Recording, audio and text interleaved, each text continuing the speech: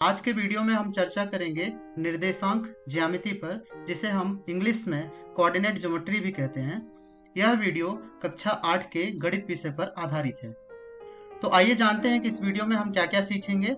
इस वीडियो में हम जानेंगे कि निर्देशांक ज्यामिति क्या होती है, निर्देशांक ज्यामिति के किसी चतुर्थांश में निर्देशांक बिंदुओं को अंकित करना देखेंगे। साथ ही साथ हम निर्देशांक ज्यामिति से संबंधित कुछ प्रश्न भी हल करना सीखेंगे। तो आइए शुरू करते हैं। मान लीजिए कि यह एक समुद्री डाकू द्वीप है, जिसमें डाकुओं ने कुछ कुछ खजाना छुपा कर रखा हुआ है। तो यह जो इंसान है, यह कहता है कि मेरा खजाना C3 पर है। C3 की स्थिति कहाँ पर होगी? C यहाँ पर है और 3 यहाँ पर है। C कॉलम और 3 स्तंभ जहाँ पर मिलेंगे वह पूरी स्थिति C3 होगी। क्या आप बता सकते हैं इसमें प्रॉब्लम क्या है? तो इसमें दिक्कत यह है कि उसे इस पूरे वर्गाकार ग्रिड को खोदना पड़ेगा और यह टापू बहुत बड़ा है। C3 वर्गाकार ग्रिड की स्थिति बहुत बड़ी है, इसलिए हमें एक बिंदु को खोजना पड़ेगा। तो उसको हम किस प्रकार से अंकित करते हैं? तो उसको अंकित करने के लिए हम समतल सतह पर बिंदुओं को नाम देने के लिए हम निर्देशांक की एक जोड़ी का उपयोग करते हैं। तो निर्देशांक की एक जोड़ी मान लीजिए एक है 4,2। तो 4,2 कहाँ पर होगा? तो 4,2 की स्थिति कुछ यहाँ पर होगी। तो 4,2 का मतलब है कि शून्य से आगे की तरफ 4 और शून्य से ऊपर की तरफ 2। जब ये बिंदु आपस में किसी एक बिंदु पर मिलेंगे तो वह 4,2 की स्थिति होगी। तो आइए एक और उदाहरण देखते हैं। क्या आप बता सकते हैं कि 3.5,1 कहाँ पर स्थित होंगे? तो इसके लिए हम शून्य से 3.5 आगे की तरफ आएंगे, कुछ यहाँ पर होगा, और एक ऊपर की तरफ जाएंगे तो यहाँ पर यह स्थिति होगी 3.5,1। तो निर्देशांक ज्यामिति गणित की वह महत्वपूर्ण शाखा है जिसमें समतल आकृति पर बने बिंदुओं की स्थिति को दो संख्याओं के जोड़े के रूप में परिभाषित किया जाता है। संख्याओं के जोड़े से बने बिंदु की स्थिति को हम बिंदु निर्देशांक कहते हैं और वह दो संख्याओं से प्रदर्शित की जाती है, जैसे x, y। x की वैल्यू 1, 2, 3, 4 कुछ भी हो सकती है। इसी तरीके से y की वैल्यू भी कोई एक संख्या हो सकती है। क्षैतिज स्थिति को x निर्देशांक प्रदर्शित करते हैं और ऊर्ध्वाधर यानी कि लंबवत स्थिति को y निर्देशांक से प्रदर्शित करते हैं।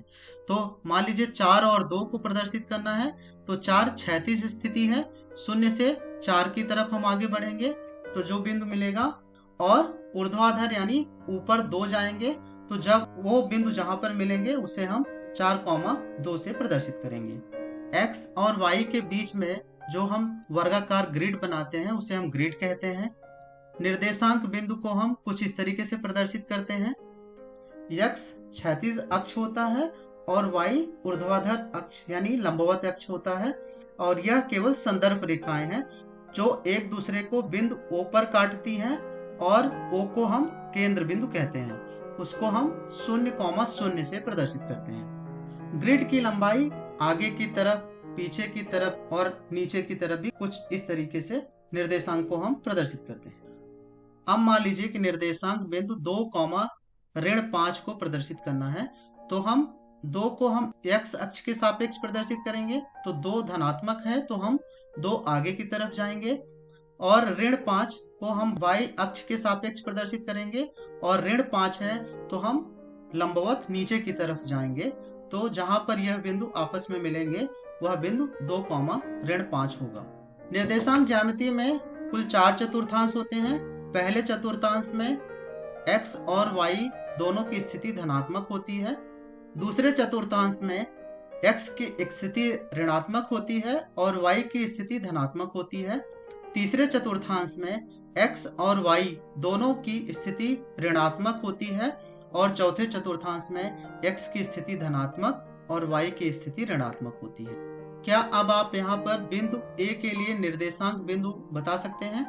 तो आप यहाँ पर देख सकते हैं कि शून्य से x अक्ष के सापेक्ष दूरी 0 है और y अक्ष के सापेक्ष बिंदु की दूरी 4 है। अतः A के निर्देशांक बिंदु होंगे 0,4।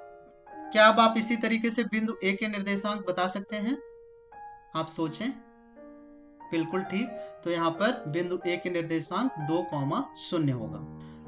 अब आप वीडियो को थोड़े समय रोकें और अपने नोटबुक में कुछ इस तरीके के निर्देशांक बिंदु बनाएं और बिंदु ए की स्थिति बताएं। बिल्कुल ठीक, बिंदु ए का निर्देशांक बिंदु होगा ऋण 4, 8। अब आपको यहाँ पर कुछ प्रश्न दिए गए हैं। आप वीडियो को थोड़े समय रोकें, इन प्रश्नों को ध्यानपूर्वक पढ़ें और इनके उत्तर प्राप्त करने का प्रयास करें। अब आप अपने उत्तर का मिलान कर लें। तो इस वीडियो में हमने सीखा कि निर्देशांक ज्यामिति क्या होती है। निर्देशांक ज्यामिति में किसी चतुर्थांश में निर्देशांक बिंदुओं को अंकित करना सीखा। साथ ही साथ हमने निर्देशांक ज्यामिति से संबंधित कुछ प्रश्न भी हल किए। अब आप निम्न प्रश्न का वर्णन करते हुए अपने मित्र को एक व्हाट्सएप संदेश लिखें।